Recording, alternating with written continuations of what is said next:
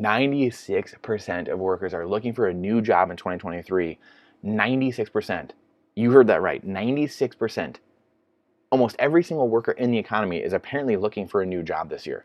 Does that bode well for the economy? Between all the people being laid off and the people that are still working, and that doesn't leave any room for error. So what exactly is going on, and how do we prepare for this? And more importantly, the big thing is this kind of gives you an idea of what's going on in the economy, because here we have right at the top, you can see it, but it will be the biggest reason is in search of better pay right here. So according to monster.com, this is phenomenally high. Yeah, you don't say. 96%. So they talk about it right here a little bit. But 40% of job seekers need a higher income due to inflation and rising expenses. Others say they have no room to grow in their current role, or they are in a toxic workplace. This is like one of the most profound paragraphs in all of news right now, I think.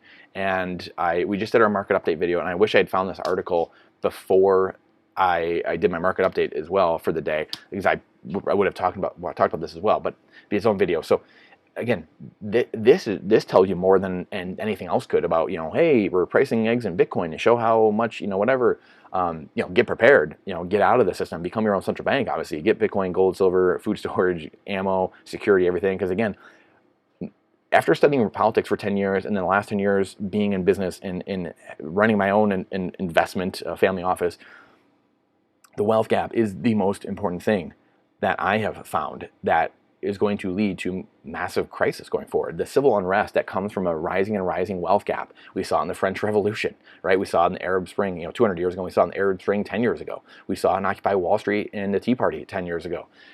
And there's a little other things that had to do with that a little bit. However, this is so profound, and you have to minimize that by raising up the bottom level. And we've crushed the bottom level so much. Central banks, the root of all evil is central banks, not money, but central banks and what they do to money by stealing it through inflation, from you, your time and energy. They're stealing it from you by printing more and more currency.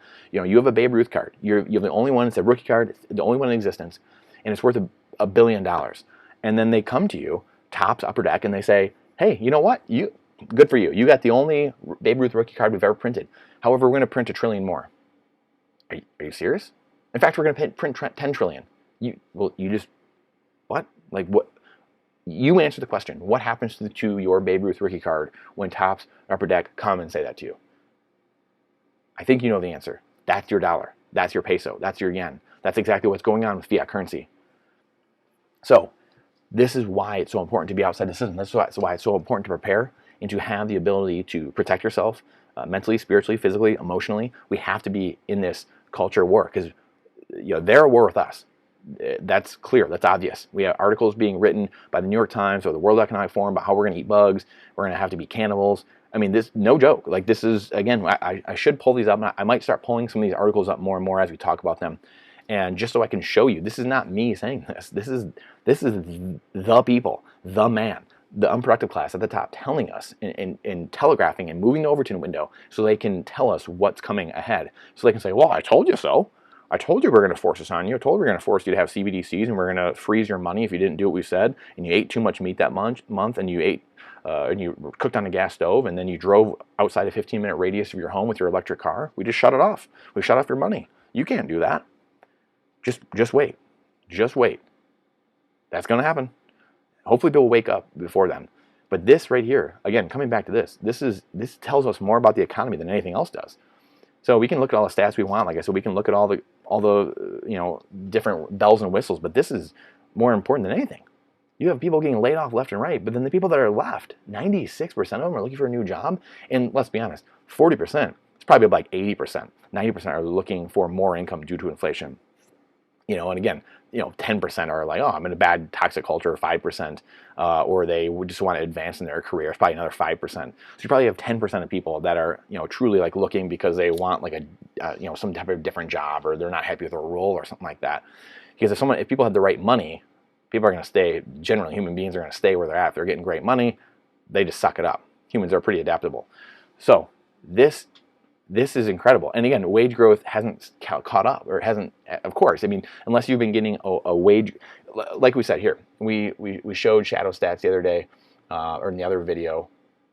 Shadow Stats is telling us the real inflation through the 1980 metrics is really at 14%. And it's been last year, it's been up above, what, 10%? The last year or 2 years has been up above 10%. So unless you've got a 10% raise or received a 10, 12, 14% raise each year of the last couple of years, you're losing to inflation. So if you only got a 2% or 5% increase in your wages, you're down 5% that year. You're down 10% that year or more.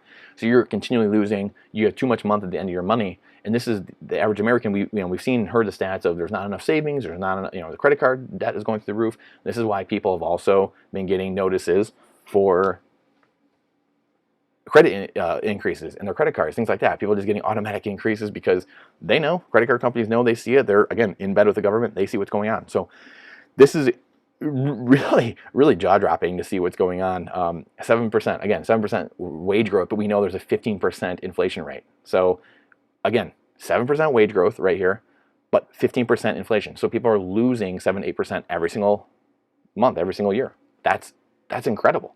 That's absolutely incredible. So, and this stat bears out. This might be like a sneaky stat that most people might overlook, but 96% of workers looking for a new job in 2023, in large part, again, because people are thinking, wow, I don't have enough money anymore. Government's destroyed my currency, my Babe Ruth card that I had, the only one. It used to be valuable, a long time ago, probably about 50 years ago, 80 years ago, and it's not valuable anymore. And they're just going to keep printing more and more of it. Like we just said, 5 to 10 trillion. The next downturn we have here, when the bond market seizes up, like we talked about in our market update as well, when the bond market seizes up and credit stops and gas stops coming out of the pump, which will happen, we're going to have another credit event, which is what happened in 08, happened in 2019, end of 2019, led to 2020, the printing.